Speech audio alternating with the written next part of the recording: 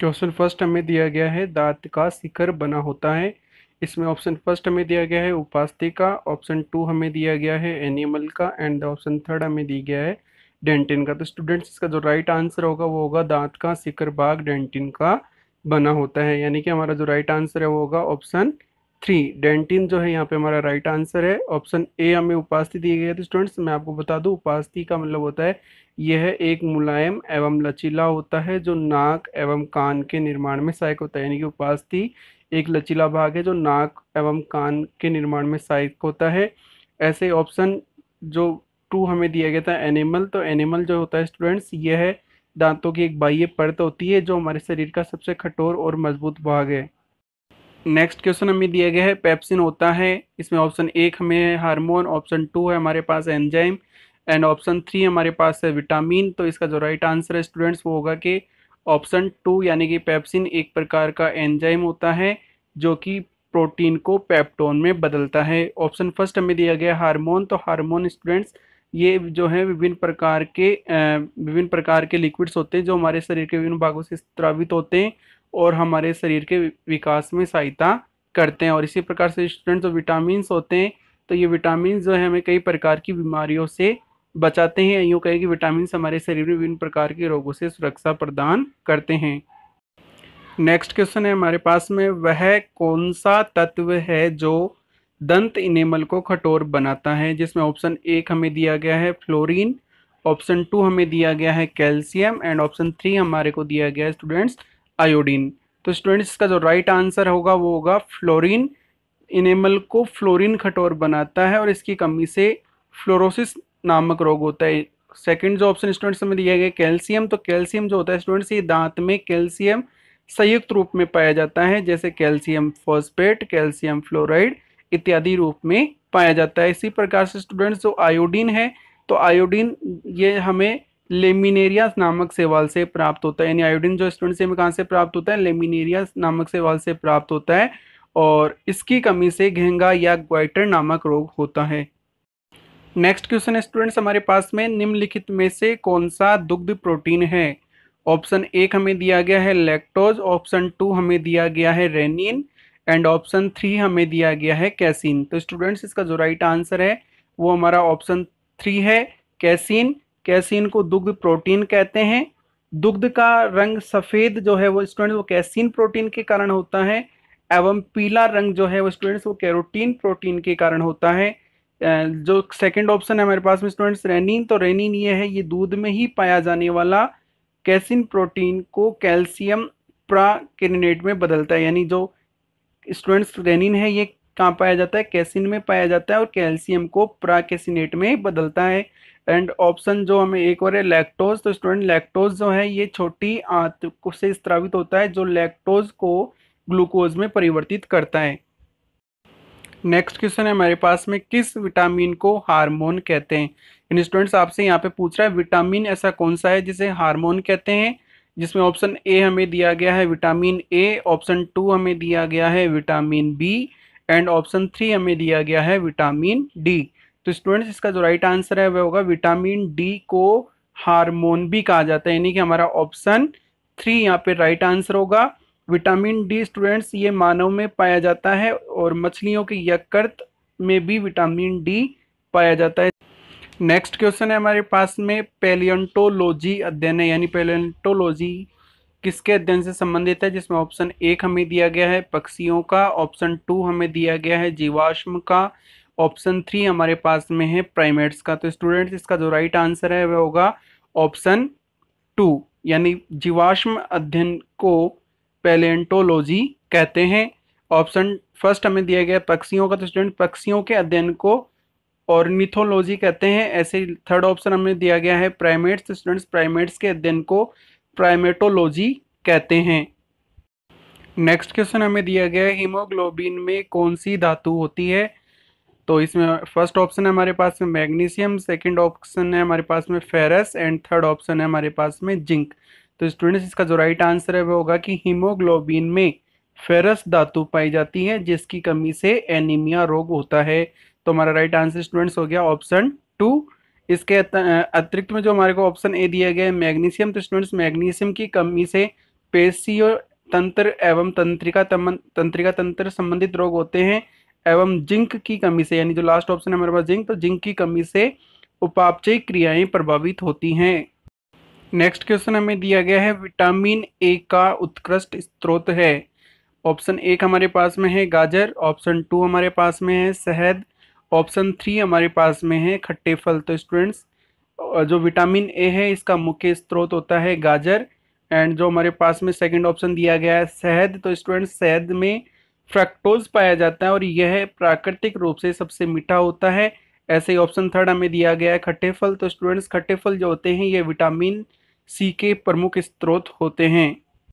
Next question है हमारे पास में कीट का उत्सर्जी पदार्थ है। ऑप्शन 1 हमें दिया गया है यूरिया, ऑप्शन 2 हमें दिया गया है यूरिक एसिड एंड ऑप्शन 3 हमें दिया गया है अमोनिया। तो स्टूडेंट्स इसका जो राइट आंसर होगा वो होगा ऑप्शन 2 यूरिक एसिड, यानी ऐसे जीव जो उत्सर्जी पदार्थ के रूप में यूरिक एसिड मुक्त करते हैं उन्हें यूरिकोटैलिक कहते हैं, जैसे सांप और पक्षी। एंड वे जीव जो उत्सर्जी पदार्थ में यूरिया मुक्त करते हैं उन्हें यूरिकोटैलिक कहते हैं, जैसे मनुष्य। ऐसे ही वे जीव जो उत्सर्जी पदार्थ के रूप में अमोनिया उत्सर्जित करते हैं तो स्टूडेंट्स उन्हें अमोनियोटैलिक कहते हैं, जैसे अमीबा व मछली। नेक्स्ट क्वेश्चन है हमारे पास में श्वसन क्रिया किसके द्वारा नियंत्रित होती है। ऑप्शन 1 हमारे पास में है सेरेब्रम, ऑप्शन 2 हमारे पास में है स्पाइनल कॉर्ड एंड ऑप्शन 3 हमारे पास में है मेंडुला ऑब्लोंगेटा। तो स्टूडेंट्स श्वसन क्रिया का नियंत्रण मेंडुला ऑब्लोंगेटा के द्वारा होता है। तो हमारा जो राइट आंसर होगा वो ऑप्शन थर्ड हमारा यहाँ पे राइट आंसर है। सेरिब्लम शरीर का संतुलन करने का कार्य करता है। नेक्स्ट क्वेश्चन है हमारे पास में न उड़ने वाला पक्षी है, यानी स्टूडेंट्स ऐसा एक पक्षी है जो उड़ता नहीं है। ऑप्शन 1 हमें दिया गया है हंस, ऑप्शन 2 हमें दिया गया है मोर, ऑप्शन 3 हमें दिया गया है ईमू। तो स्टूडेंट्स यहाँ पे जो हमारा राइट आंसर होगा वो होगा ऑप्शन थर्ड, यानी कि ईमू जो न उड़ने वाला पक्षी है। स्टूडेंट्स इसी प्रकार से जो मोर है ये हमारा एक राष्ट्रीय पक्षी होता है जिसका वैज्ञानिक नाम पेवोक्रेस्टियस है। नेक्स्ट क्वेश्चन है हमारे पास में मानव के रक्त की सामान्य पीएच होती है। स्टूडेंट्स यहाँ पे आपको मानव के रक्त की पीएच बतानी है। ऑप्शन 1 हमारे पास है 7.4, ऑप्शन 2 हमारे पास है 7 से कम एंड ऑप्शन थर्ड हमारे पास में है 7 से अधिक। तो स्टूडेंट्स हमारा जो राइट आंसर होगा वो ऑप्शन 1, यानी मानव रक्त की जो सामान्य पीएच होती है वो 7.4 होती है। यदि स्टूडेंट्स कोई भी विलयन की पीएच 7 से कम होती है तो उसको अम्लीय बोलेंगे, और यदि 7 है तो उसको उदासीन बोलते हैं। इसी प्रकार से स्टूडेंट्स अगर किसी विलयन की पीएच 7 से ज़्यादा हो तो उसको हम बोलते हैं क्षारीय विलयन। नेक्स्ट क्वेश्चन है हमारे पास में बाह्यकर्ण का कठोर लचीला भाग बना होता है, जिसमें ऑप्शन 1 हमारे पास में है अस्थिका, ऑप्शन 2 हमारे पास है उपास्थिका एंड ऑप्शन 3 हमारे पास में है स्नायु का। तो स्टूडेंट्स हमारा जो राइट आंसर होगा वो ऑप्शन 2, यानी कि उपास्थिका बना होता है। स्टूडेंट्स अस्थियां जो है अस्थियां ठोस, कठोर और मजबूत होती हैं जो ग्लाइकोप्रोटीन से बनी मैट्रिक्स से निर्मित होती है। इसी प्रकार से स्टूडेंट्स अस्थि से अस्थि को जोड़ने वाली जो संरचना होती है उसे स्नायु या लिगमेंट कहते हैं। नेक्स्ट क्वेश्चन है हमारे पास में तिलचट्टे में श्वसन अंग है। ऑप्शन 1 हमारे पास है cuticle, option 2 trachea and option 3 हमें दिया गया है गिल्स। तो स्टूडेंट्स हमारा जो राइट आंसर है वो होगा ऑप्शन 2, यानी कि ट्रेकिया। इसी प्रकार से स्टूडेंट्स जो बड़े जीव होते हैं उनमें श्वसन क्रिया के लिए फेफड़े पाए जाते हैं जैसे मनुष्य, और जो जलीय जीव होते हैं स्टूडेंट्स उनमें गिल्स पाए जाते हैं जैसे मछलियाँ। नेक्स्ट क्वेश्चन है हमारे पास में मधुमक्खी पालन को क्या कहते हैं। ऑप्शन 1 हमारे पास में है सेरिकल्चर, ऑप्शन 2 हमारे पास में है एपीकल्चर, ऑप्शन थर्ड हमारे पास में है हॉर्टिकल्चर। स्टूडेंट्स जो मधुमक्खी पालन होता है तो उसको कहा जाता है एपीकल्चर, यानी कि हमारा राइट आंसर है ऑप्शन 2। इसी प्रकार से स्टूडेंट जो रेशम कीट पालन होता है उसे सेरिकल्चर कहा जाता है। एंड ऑप्शन थर्ड जो हॉर्टिकल्चर, स्टूडेंट्स हॉर्टिकल्चर मीन्स होता है बागवानी, जैसे फल फूल व सब्जी के अध्ययन को हॉर्टिकल्चर कहते हैं। इस हिंदी में इसे उद्यान विज्ञान भी कहते हैं। नेक्स्ट क्वेश्चन है हमारे पास में भारत का राष्ट्रीय पुष्प है। Option 1 Kamal, option 2 gulab and option 3 गेंदा।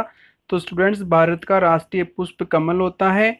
इसी प्रकार से स्टूडेंट्स जो भारत की राष्ट्रीय फल है वह आम होता है, और राष्ट्रीय जो मिठाई होती है स्टूडेंट्स वो होती है जलेबी। जी हाँ स्टूडेंट्स, भारत की राष्ट्रीय मिठाई जलेबी है। नेक्स्ट क्वेश्चन है हमारे पास में, कोशिका शब्द किसने दिया था? ऑप्शन एक हमारे पास में है Leeuwenhoek, option two Robert Hooke, option third हमारे पास है रॉबर्ट ब्राउन। तो स्टूडेंट्स इसका जो राइट आंसर है वह होगा ऑप्शन टू, रॉबर्ट हुक ने कोशिका शब्द दिया, ल्यूवेन हॉक ने जीवाणु की खोज की थी, एंड स्टूडेंट्स रॉबर्ट ब्राउन ने 1831 में केंद्रक की खोज की थी। नेक्स्ट क्वेश्चन है हमारे पास में, वाष्पोत्सर्जन को नापने का यंत्र है। ऑप्शन एक potometer, option two hydrometer, option third lactometer. तो स्टूडेंट्स हमारा यहाँ पे जो राइट आंसर होगा वह है पोटोमीटर, यानी कि ऑप्शन एक हमारा राइट आंसर है।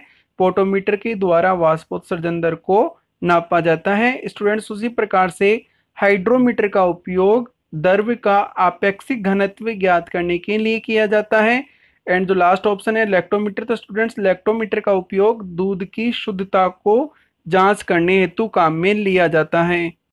नेक्स्ट क्वेश्चन हमारे पास में है स्टूडेंट्स, हम सकल जुड़वा का जन्म कब होता है? यानी स्टूडेंट्स जो जुड़वा बच्चे हैं और वो भी हम सकल, तो उनका जन्म कब होता है? ऑप्शन एक हमें दिया गया है हमेशा एक ही लिंग के, ऑप्शन टू प्राय एक ही लिंग के, एंड ऑप्शन थ्री हमें दिए गए कभी कभी एक ही लिंग के। तो स्टूडेंट्स हमारा राइट आंसर होगा यहाँ पे प्राय एक ही लिंग के होते हैं। राइट आंसर है ऑप्शन नंबर टू।